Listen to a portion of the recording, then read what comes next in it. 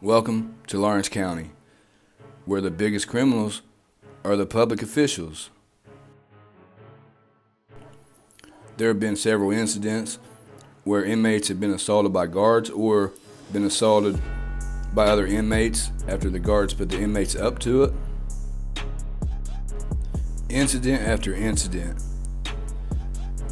You keep hearing about all the problems and things going on.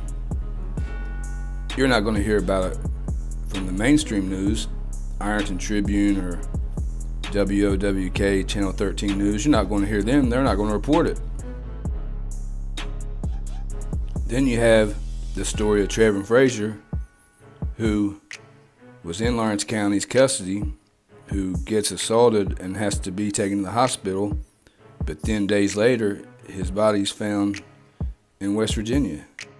I'm from Ironton. I was born and raised here and spent most of my life here, but I moved away months before my son was ever born because when I was 8 years old, my sister was murdered, but then that was covered up by a Lawrence County detective named Jimmy Sargent.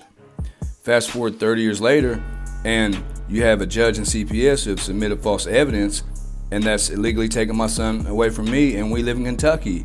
They filed a false complaint against my son's mother who doesn't have any custody. I had a deputy lie on me and say that they had to post up at Jobs and Family Services because they were scared of me, but that card from Detective Bollinger proves that that's a lie. And also that card proves that CPS was making false police reports after making a false complaint that's already taken my kid. And this is what organized crime looks like. This is what organized crime looks like. That's why I started my company, Ryder Cash News and Ryder Cash Media, because somebody's got to stand up to these corrupt public officials. Go to RyderCashNews.com and RyderCashMedia.com for more. This is the Ryder Cash Story.